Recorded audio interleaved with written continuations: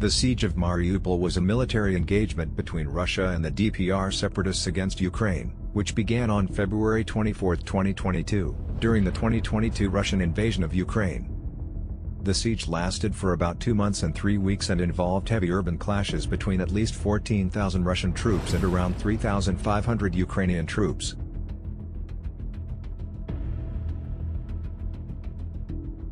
The siege started on 24 February with the Russian artillery bombarding the city and injuring at least 26 people. On the morning of 25 February, Russian forces advanced from DPR territory in the northeast towards Mariupol. They encountered Ukrainian forces near the village of Pavlopol, with Ukrainian forces pushing back the Russian advance. On the following days, Russian DPR forces started to advance from the east.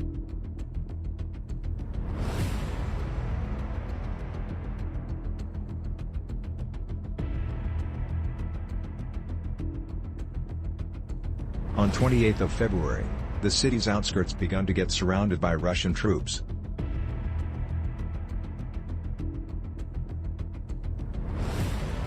The city was fully surrounded on 2 March, after which the siege intensified. On 3 March, Russian forces captured Sartana and 2 other nearby settlements.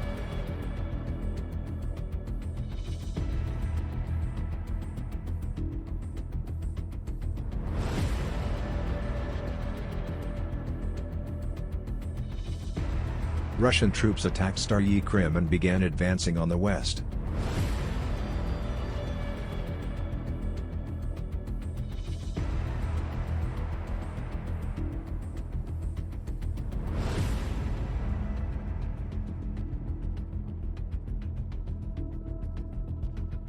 On 12 March, Ukraine's military stated that Russian forces had captured the eastern outskirts of Mariupol.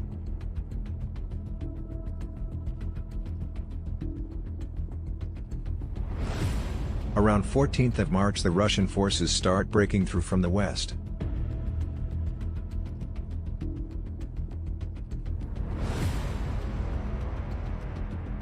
On 16 March, Major General Oleg Mityayev, commander of the 150th Motorized Rifle Division, was killed when Russian forces tried to storm the city. On 18 March, DPR forces captured the Mariupol airport from the Ukrainian forces. Russians kept advancing, reaching near the city center from the west.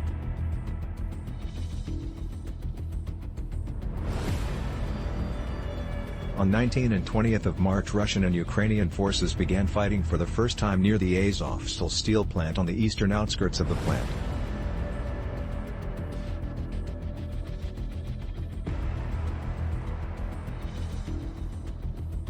On 23 March, Russian troops established full control over the city center after days of heavy clashes.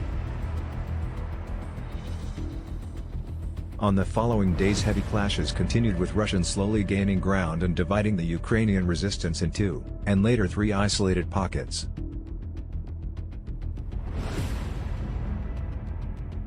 On the following days, heavy clashes continued near the city center while Russians were slowly trying to cut off connections between Ukrainian resistance pockets. On 4 April, the Ukrainian 503rd Naval Infantry Battalion surrendered, and due to the surrender, the lines between the Ukrainian 36th Separate Marine Brigade in Kalmiaskaya district and the Azov Regiment on Azovstal were broken.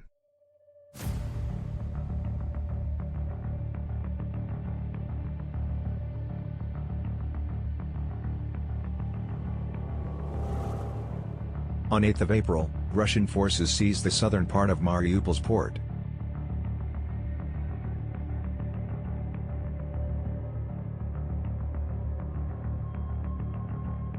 On 10 April, Russian forces captured the fishing port, separating Ukrainian troops in the port from those in the Azovstal steel plant into 2 pockets. During the night between 11 and 12 April, the 36th Separate Marine Brigade made an attempt to break out of the Russian encirclement at the Ilich steel plant to the north. The attempt was unsuccessful and resulted in heavy casualties and many soldiers surrendering after being spotted by Russians. The around 1,000 remaining troops managed to avoid a total encirclement and moved south to join the resistance at Azovstal plant. However, this disaster pretty much ceased the resistance on the northern pocket as Russians began to clear the area out of the few remaining soldiers.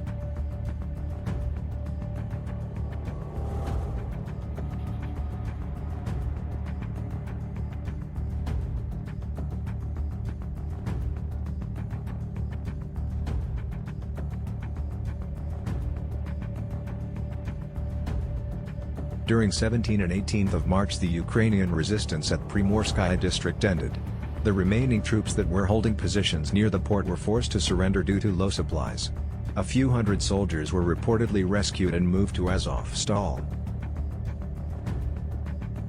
Now Russians turned their attention and full power towards the last remaining pocket of the Ukrainian resistance, the Azovstal plant. On 21 April, Russian President Vladimir Putin ordered Russian troops not to storm the Azovstal steel plant, but to blockade it instead until the Ukrainian forces there ran out of supplies. The following days Russian forces kept the plant at siege while bombarding it with artillery and fighter jets.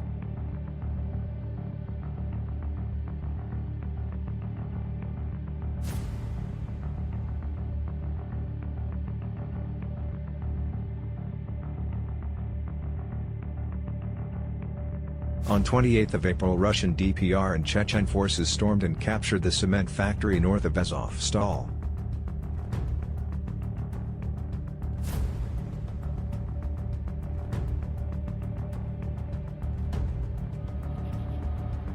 The following days were characterized by civilian evacuations, heavy and continuous bombings and skirmishes inside Azovstal area.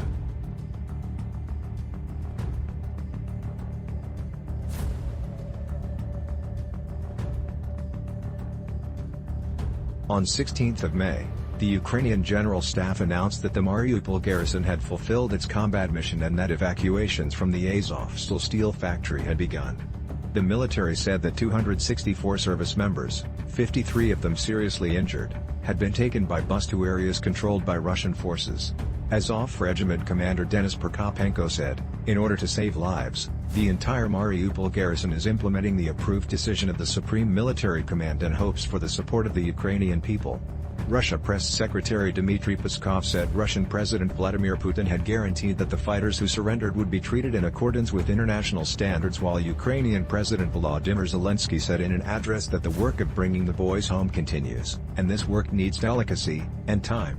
Some prominent Russian lawmakers called on the government to deny prisoner exchanges for members of the Azov regiment.